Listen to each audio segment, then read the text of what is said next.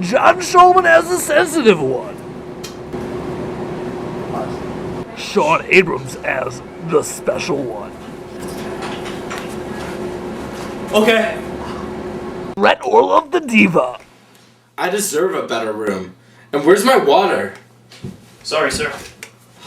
Finally. And Gabe Schechter as the narrator.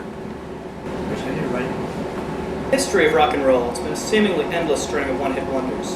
The Rockin' Rabbis, the Taurinators, the Smashing Latkes, the Crusty Foreskins, the Circumcision Decision, the Red Hot Matzo Balls, and others. But only one has inscribed its name in the annals of time. Hammer AZA, and their single greatest hit, Up You Men. It began with a dream and many young men, and a visionary named Sam Bieber. I remember Sam. He used to rock out hours upon hours in his attic. I worry about him sometimes. Before you know it, young men around the country were singing the praises of Up You Men. Before our dream came to fruition, we could never enjoy the simple pleasures of a normal life. We couldn't use communal showers lest our circumcised manhood be exposed. We couldn't go to a barbecue or even a black tie event because once we asked for Manischewitz wine or declined pork, someone would yell Jew and then the party would be over for us. But once Up You Men came to fame, everyone wanted to be just like us. Well, just like me at least. The boys had a lot of trouble coming up with a name, but once they did, they knew it was perfect. I've got it! Backwards, you Chechenians! That's a great idea! That's bad. I was just joking. No, that was terrible. Sideways, you freak girls. No. That's kind of stupid too. No. How about my dog's adorable? That's not a song name. What? Who are you? Just stop. Up You Men? What was that? What? Huh? I've got it! Up You Men! That's a genius! I know, you're all right here! I know, it's all my idea! But you're so smart. Money started flowing in like wine. Kosher food was abundant. Judaica stores started giving them discounts. We were big.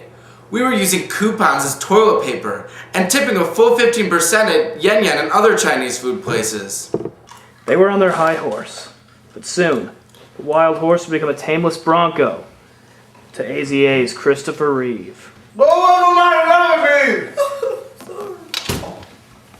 Whoa, I didn't know I have a twin! What are you talking about?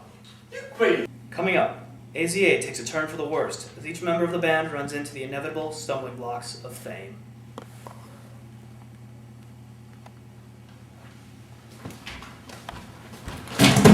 Oh God! We're back to Behind the Music, AZA's Up You Men. For those of you just joining us, when we last left, AZA was on top of the world. Sam Bieber, after staying up for hours, rocking out in his attic, finally hit it big. People all over the country benefited from the message of AZA. The money rolled in, they used coupons as toilet paper. Yes, everything was coming up roses, but unbeknownst to any, the roses carried ready to sting bees. Dan, unable to put up with the pressure of a life of a celebrity, succumbed to an eating disorder and gained massive amounts of weight. 1036. I just needed to eat. I couldn't help myself. I needed something to make the pain go away. And Chipotle was the easy answer. So giant, so succulent, so delicious, so... What's that? You want me to eat you?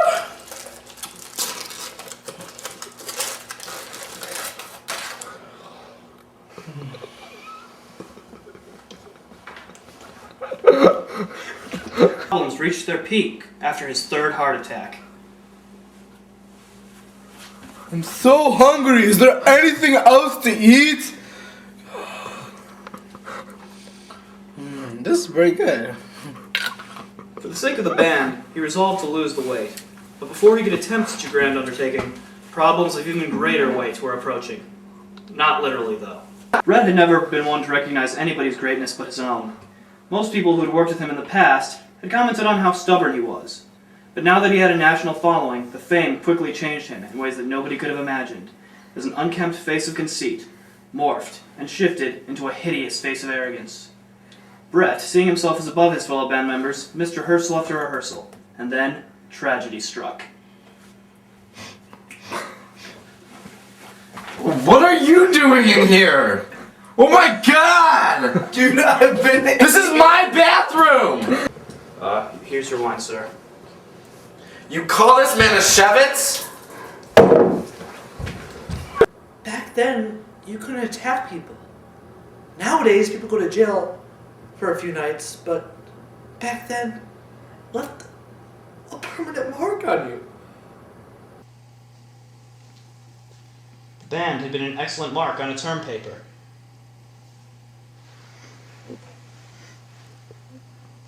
Sean, turn it over. Oh! Are you... No. Other way. Yeah. But now they were a lovely stain on the underwear of life. But still, they had a decent-sized following, and their message touched the lives of young Jewish men everywhere. Redemption was still within their grasp, but soon it would retreat beyond the horizon. Sean's mental state had never been stable. He was always so fragile and vulnerable. I remember when we were kids sometimes, I would hear him talking to himself, and I would ask him, "Sean, who are you talking to?" And he would tell me, "I'm talking to my friend." And I would say, "But there's nobody there." He just looked around as if he was confused.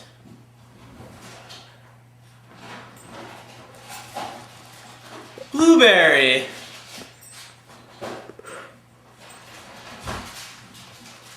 Strawberry.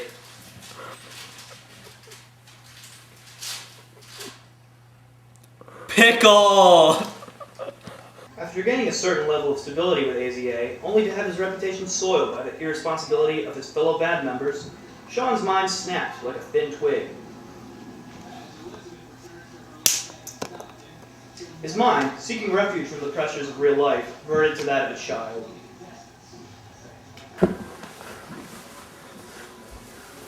Sean, what are you doing? This is my house.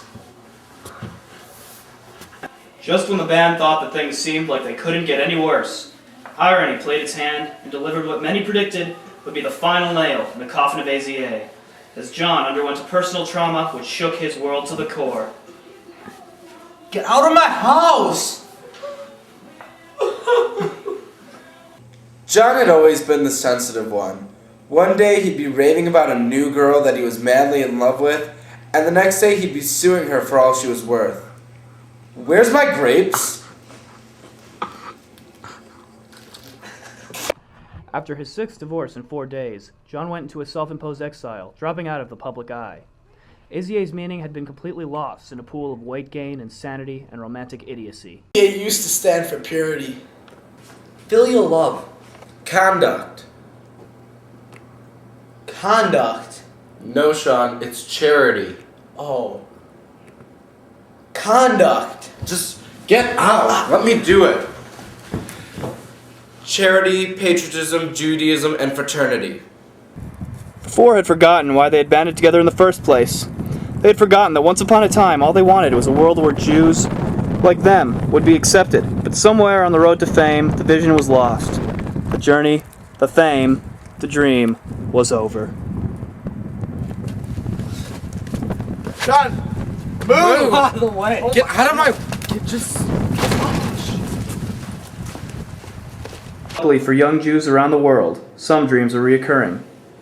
One year, on MTV's reunion of the formerly famous, all the former AZA members, which so many years earlier had changed the world with their one-hit wonder, Up You Men, were brought back together after not seeing each other for a decade. As they laid eyes on each other, on the friends of their youth, the dreams of Jewish freedom, buried deep within their memories, resurfaced, and the band finally remembered who they were and what they had truly wanted. Everybody in the room recalls the electricity as these four living legends, these four larger-than-life icons, were finally forgiven by the public that had forgotten them and reunited as a family once again.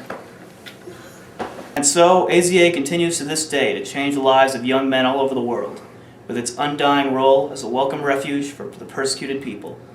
Now and forever, AZA's message echoing through the corridors of time. Up you men, and sing to AZA. The power is ours!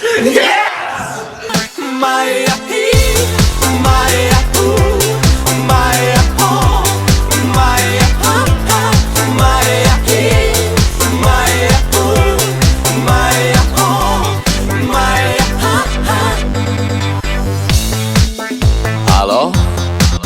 Salut! Sunt eu, un haiduc și te rog, iubirea mea, primește fericirea. Alo? Alo? Sunt eu, Picasso.